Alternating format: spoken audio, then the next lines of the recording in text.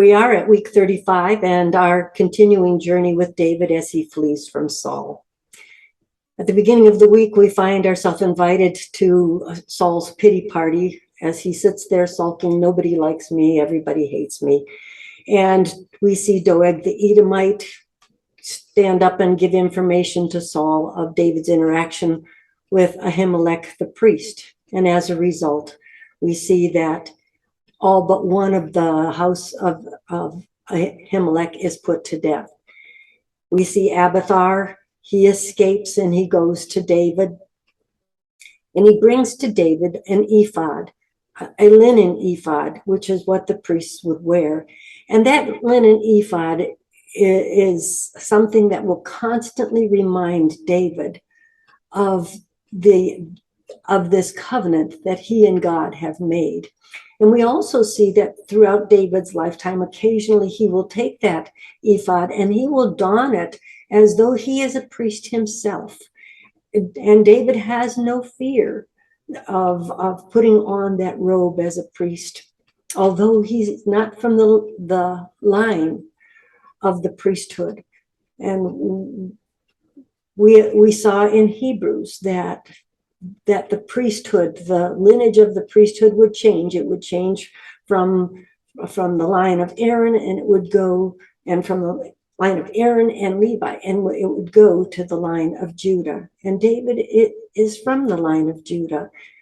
And we also know so is Jesus Christ. And so we see that foreshadowing of Christ coming, being our priestly king. It's after this that we see Jonathan come out to meet David. And as he comes out to meet David, it's interesting that Saul is hunting for David, and David evades Saul at every turn. And yet Jonathan knows right where to find him. That tells me that there is still some communication that goes on between Jonathan and David.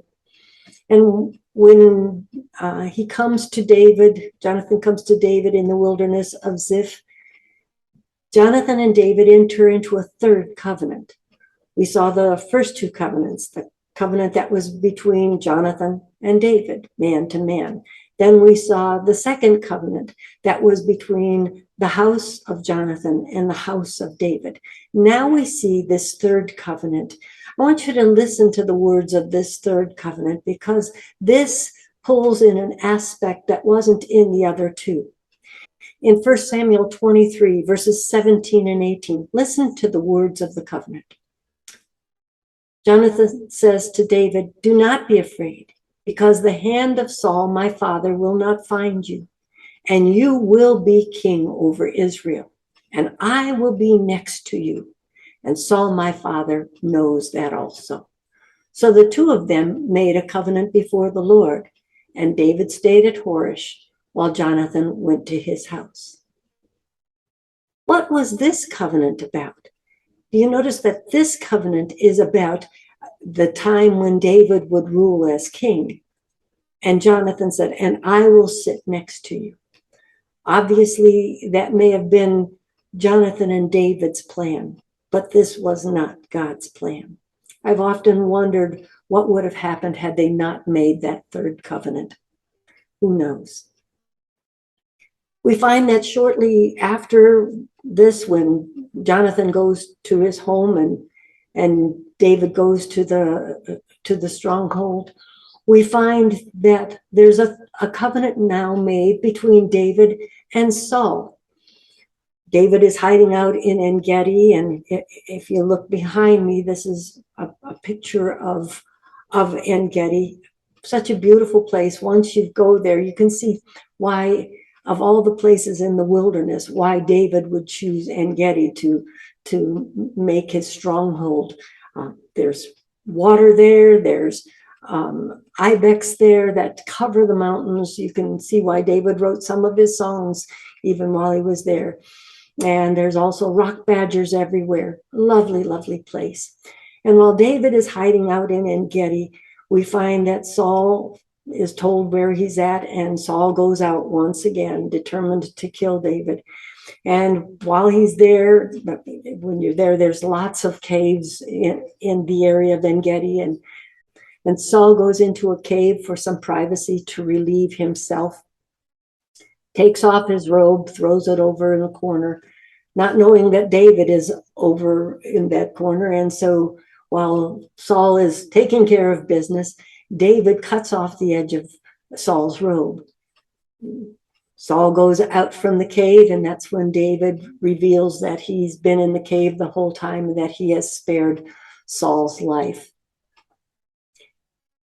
As a result, Saul has that moment of regret and repentance, which is very short-lived, because remember that the anointing of Saul is in drips. It comes out in drops. And once again, we see that momentary hard attitude of Saul. And listen to his words in 1 Samuel 4, verse 20 through 22. Saul says, "Now behold, I know that you will surely be king, and that the kingdom of Israel will be established in your hand. So now swear to me by the Lord, swear to me by Yahweh, that you will not cut off my descendants after me, and that you will not destroy my name from my father's household." David swore to Saul, and Saul went to his home, but David and his men went up to the stronghold. David understands the seriousness of a covenant. David is a covenant keeper. We will see that all through David's life. And he makes this covenant with Saul that he will not cut off his house. After this episode, now we are brought to the time of the meeting of Abigail, the wife of Nabal, a very foolish man. A man, as you sit and listen to the words of Nabal, you will see that Nabal knows all about David. He knows who he is. He knows where he's from. He knows that he's fleeing from Saul. And yet Nabal's words are very derogatory. Who is he? And there's lots of men fleeing from their masters today. And so his very words cause us to know he knows what's what. And then as we listen to Abigail, we certainly know that they know who David is. She knows who his father is. She even knows the call of God on David. She knows that David is one day going to be king. Listen to her words as she comes to David. Abigail is an amazing woman. If you ever want to study the true heart of an intercessor, Abigail is the one to look at. I'm going to give you some descriptions of an intercessor.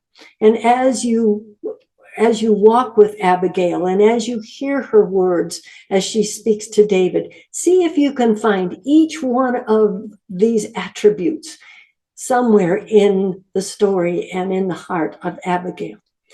You see, an intercessor has a heart of understanding.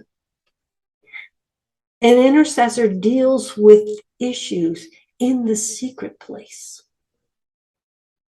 An intercessor carries the burden as if it's their own.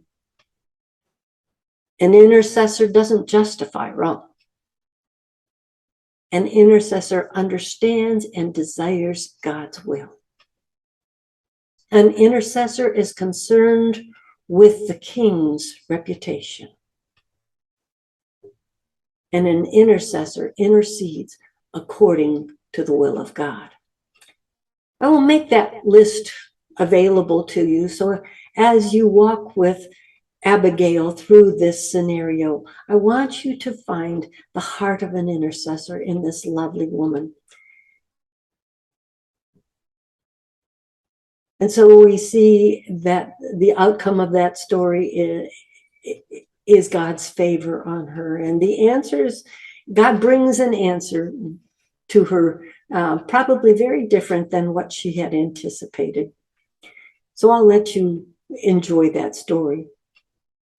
It's after this time of intercession with Abigail and the outcome of that, that we see once again, Saul is hunting for David. His repentance was short-lived, and he's once again been influenced to go out and seek David's life. Once again, David proves to Saul that he is not out to take his life.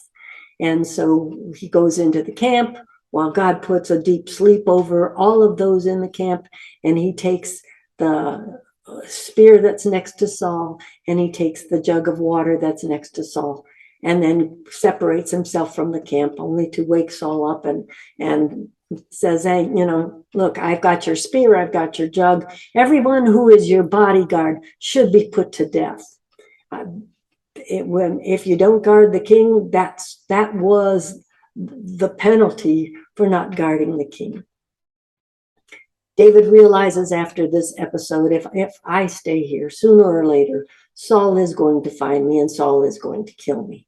And so David determines that the best thing for him to do is to go into the land of the Philistines, and there he will be safe because Saul won't pursue him in the land of the Philistines. And so what does David do? He goes back to Achish, the king of Gath, where we saw David go at the beginning of his fleeing.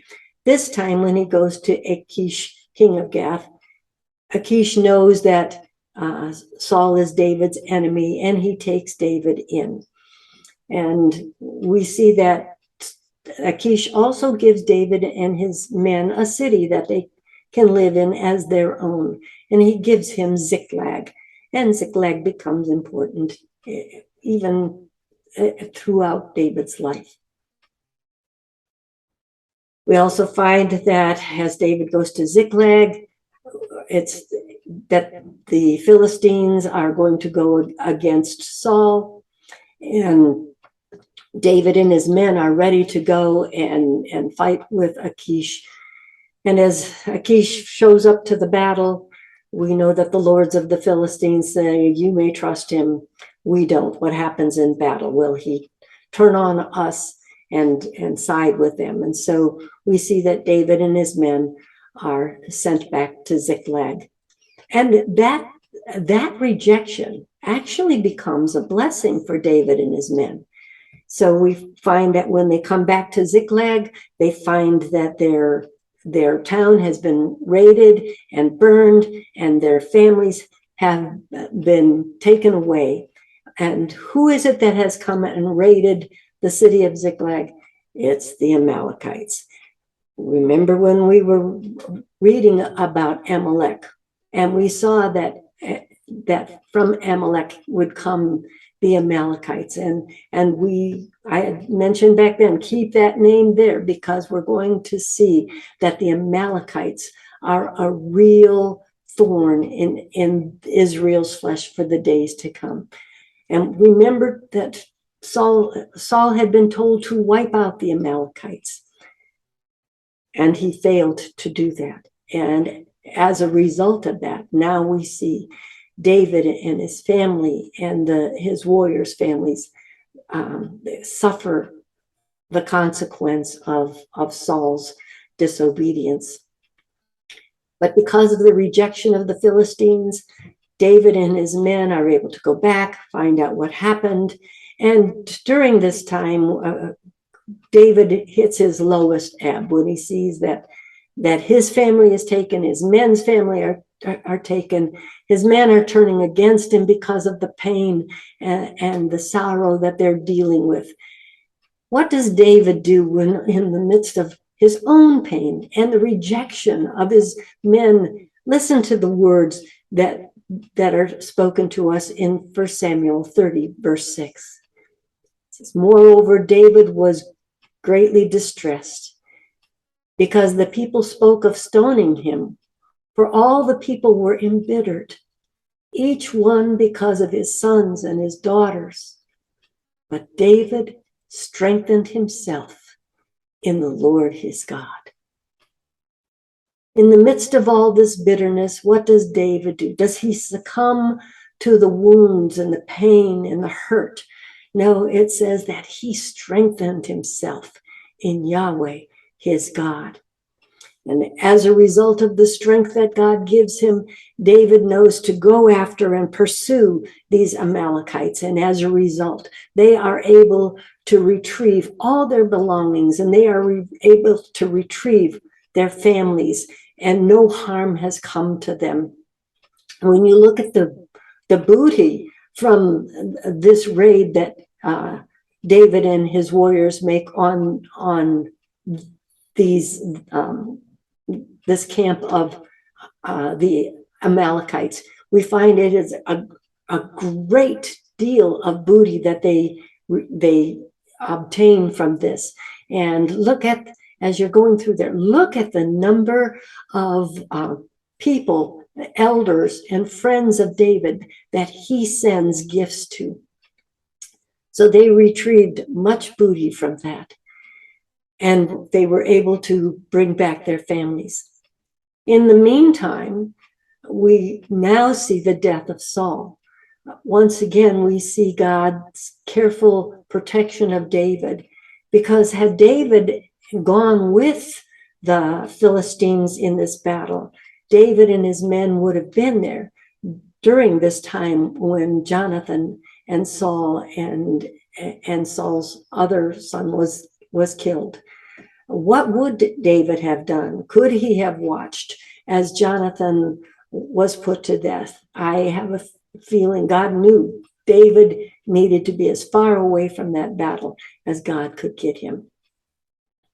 And so we find the death of Saul, and we find that as Saul is getting ready to go into this battle, he tries to get an answer from God as to what's happening, but God no longer is communicating with Saul. And in an effort to hear what is going to happen, and knowing that God is not answering him in any way, that Saul tries to pursue an answer. And so what does Saul do? We know that Saul goes to a medium. He goes to the witch of Endor, and he has her conjure up the spirit of Saul. You might ask yourself, well, why did God permit Saul to come to Samuel when God's not answering? And yet God allows Samuel to come. I truly believe it's because of what God had said when Samuel was about to be born. He said that Samuel would walk before God's anointed always. And so I believe that God permitted Samuel to come and give Saul the information that he was going to die. And so was his sons when they went into battle.